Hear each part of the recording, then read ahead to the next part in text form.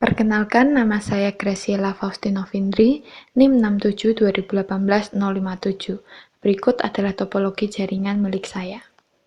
Saya memiliki 1 buah server dan 2 buah router mikrotik, dan saya memiliki 3 buah klien. Di sini saya memakai switch untuk membagi jaringan yang menuju ke klien. Lalu ada juga NAT, di mana dia berguna untuk kita dapat mengakses sebuah internet. Dikarenakan semua sistem masih berwarna merah, kita akan menghidupkan terlebih dahulu. Sebelum itu, cek apakah GNS3 VM kita sudah aktif. Setelah itu kita start dan kita tunggu hingga semua sistem berwarna hijau, yang berarti semua sistem sudah on.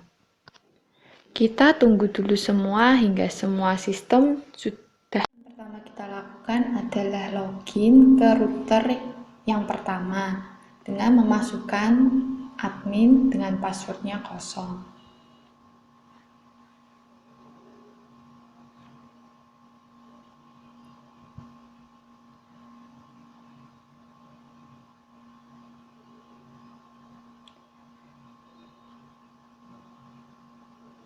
Setelah kita masuk, kita cek terlebih dahulu IP address. Di sini belum ada IP address yang terdaftar, jadi kita masukkan IP address-nya dengan cara IP address add address IP-nya. Di sini saya menggunakan IP 192.168.57.1/30 dengan interface Ether 1 yang menghubung ke router 2.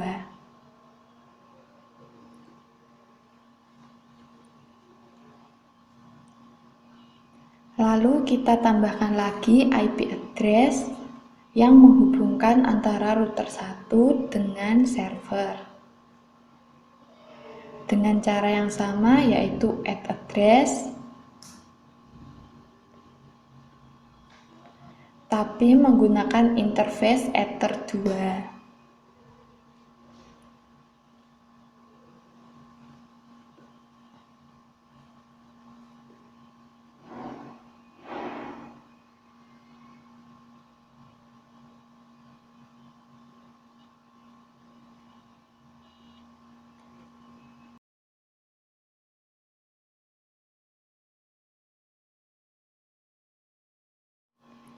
Lalu kita coba print IP address yang sudah kita masukkan.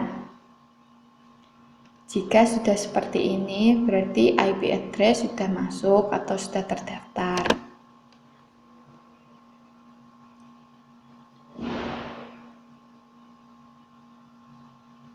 Setelah itu kita setting IP DHCP server untuk menentukan IP yang berada di PC server.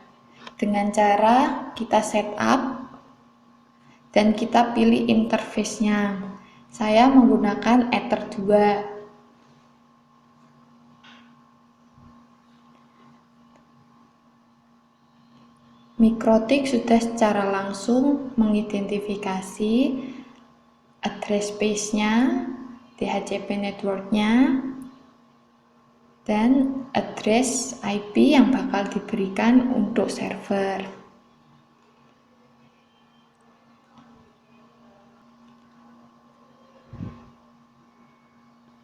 Setelah itu kita coba cek apakah DHCP sudah aktif. Jika sudah di sini, berarti DHCP server sudah aktif. Lalu kita pindah ke PC server kita. Kita login.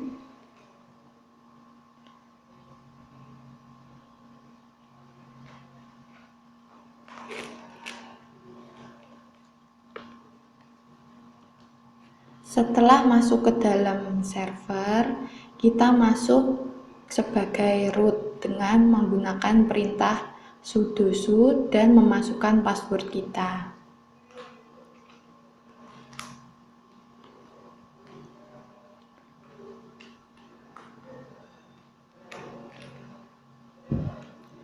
Lalu kita cek IP dengan menggunakan ifconfig.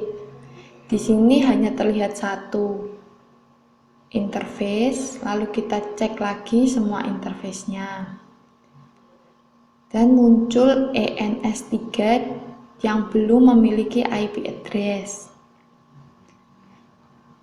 Kita konfigurasi ENS3 dengan cara masuk ke dalam etc network interface.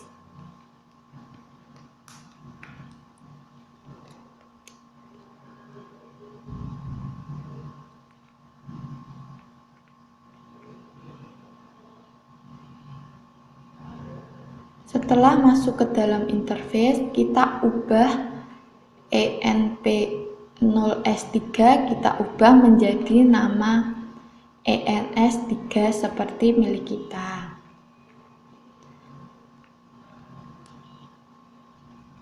Setelah itu kita sesuaikan DHCP untuk mendapatkan IP secara otomatis. Setelah itu kita save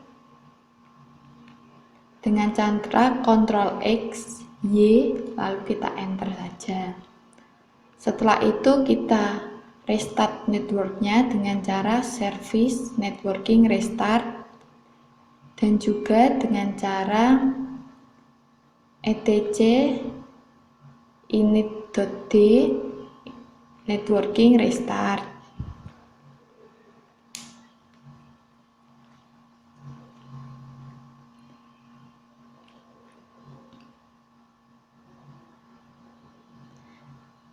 Kita tunggu hingga muncul OK.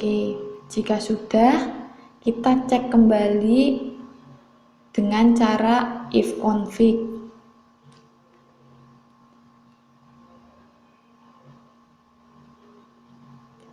Dapat terlihat IP sudah ada, yaitu 192.168.57.9 yang sudah diberikan dari router 1.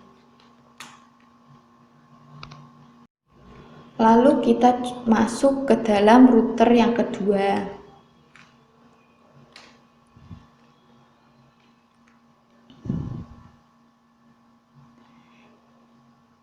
Kita cek dulu interface-nya.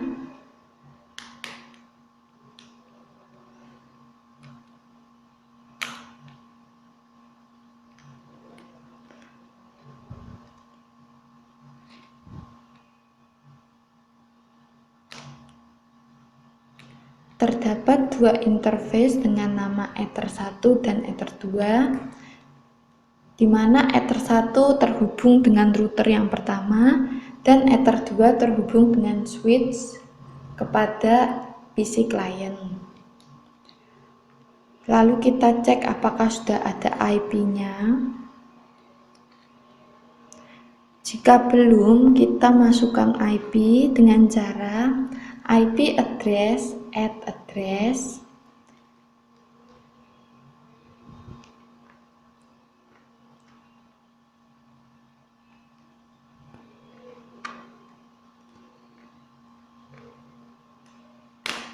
dengan interface Ether1 yang menghubungkan ke router yang pertama. Lalu kita coba cek apakah sudah terdaftar IP-nya.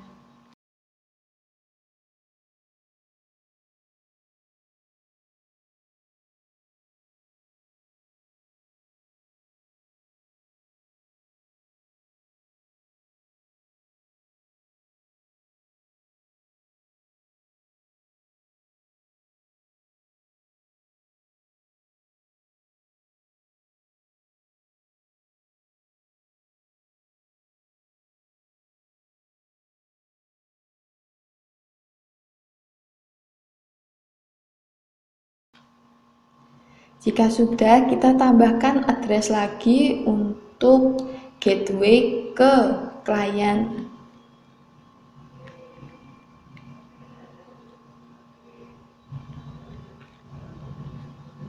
Di sini saya menggunakan IP 192.168.58.1/24 dengan interface Ether2 yang terhubung ke switch client.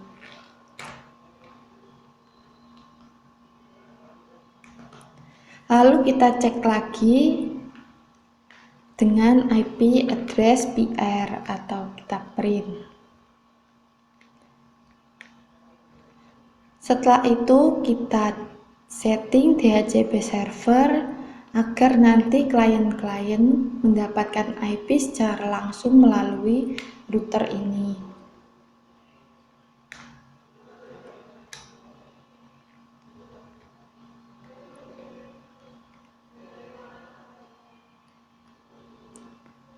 Kita masukkan interface-nya.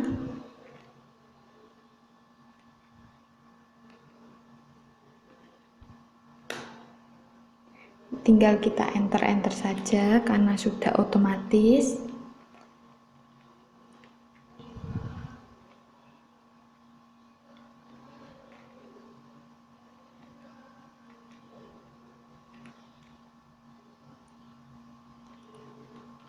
Setelah itu kita cek apakah DHCP server sudah aktif.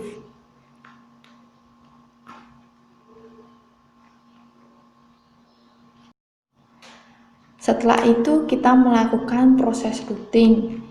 Proses ini kita lakukan agar PC server dengan router 1 dan router 2 dan juga PC-PC klien dapat saling terhubung satu dengan yang lainnya.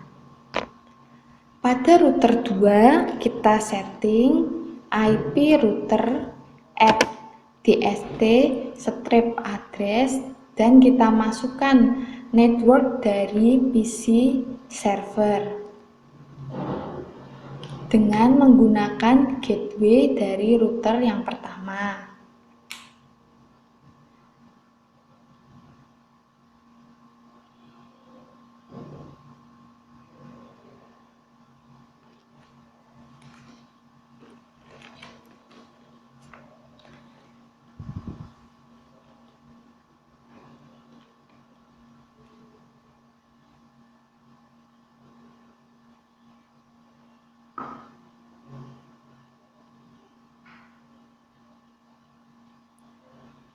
Setelah itu kita masuk lagi ke router yang pertama untuk melakukan routing dengan memasukkan network dari PC klien dan juga dengan menggunakan gateway router 2.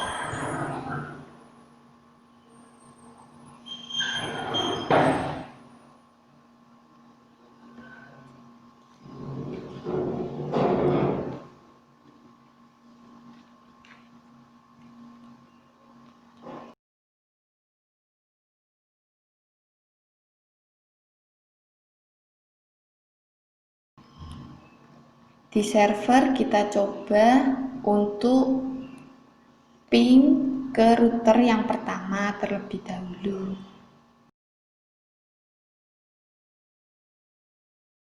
Lalu kita coba yang di router kedua. Di router kedua juga sudah terhubung dengan server. Lalu kita coba ping gateway antar router 2 dan PC klien. Sudah dapat ping, berarti sudah terhubung juga. Sekarang kita coba masuk ke dalam PC klien kita.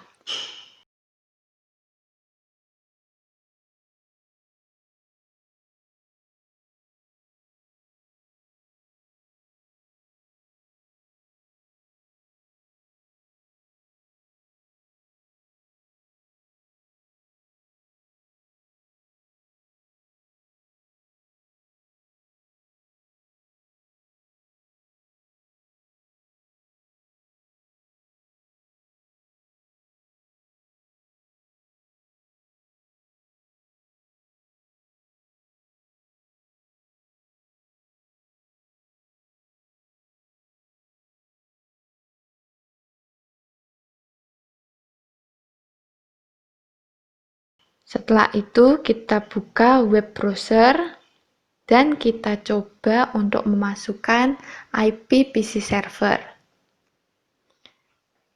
Dan jika sudah muncul tulisan web server yang kita inginkan, berarti PC server dengan PC client sudah terkoneksi dengan baik. Lalu kita coba dengan menggunakan DNS, yaitu www.trtjarc.com.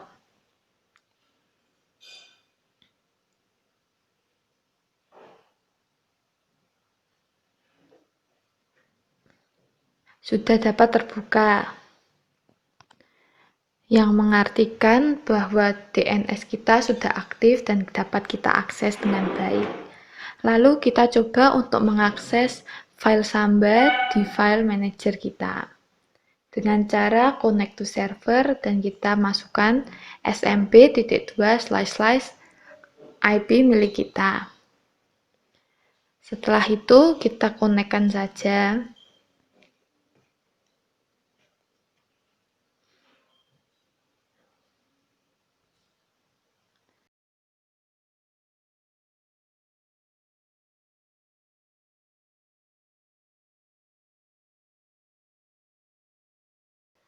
Akan muncul berupa halaman login. Kita masuk saja sebagai anonymous atau sebagai register user. Kita connect.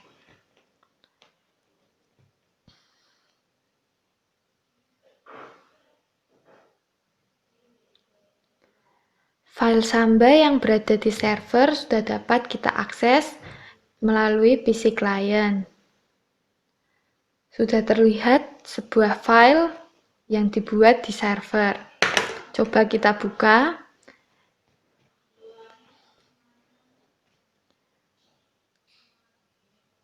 Berikut adalah tampilannya.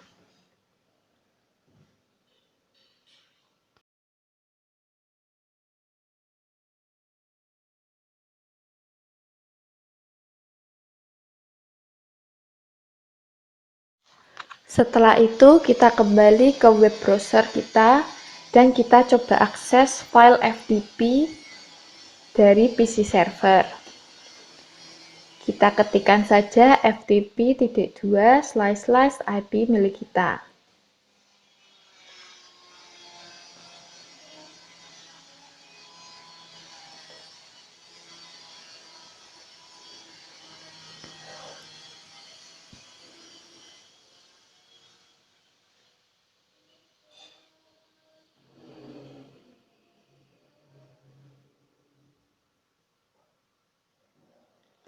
Kita masukkan username dan password yang sudah kita daftarkan di PC server.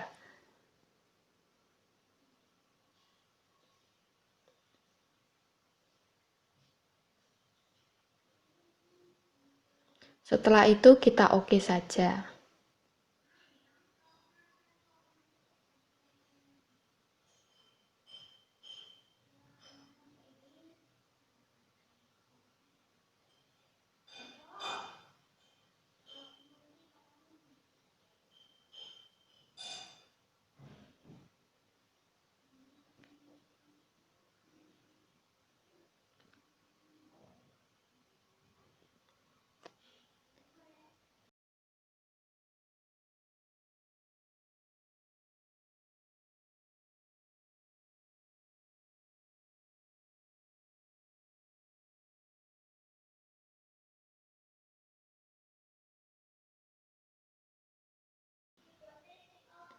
Berikut adalah tampilan dari FTP PC server.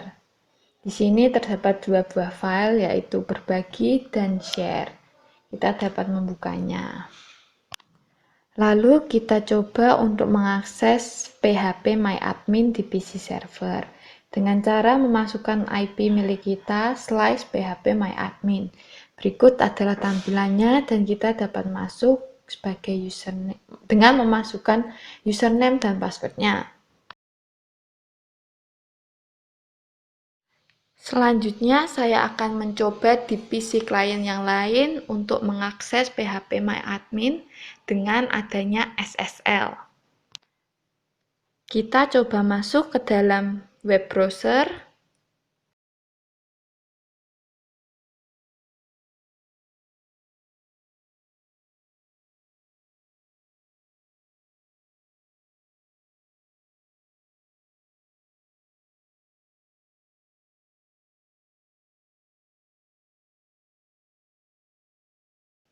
Dan kita ketikkan saja https://tr-c/phpMyAdmin.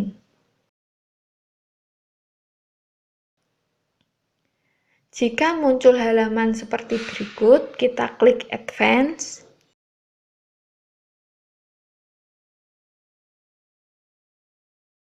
Lalu kita unchecklist bagian ini, dan kita lanjutkan.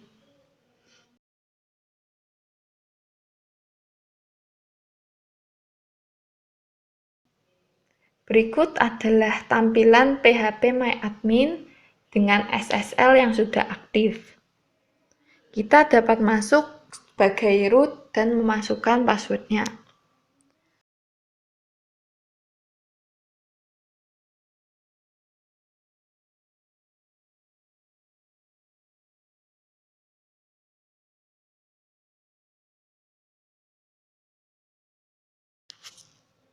Sudah dapat terbuka, berarti semuanya sudah berhasil terkonfigurasi dengan baik.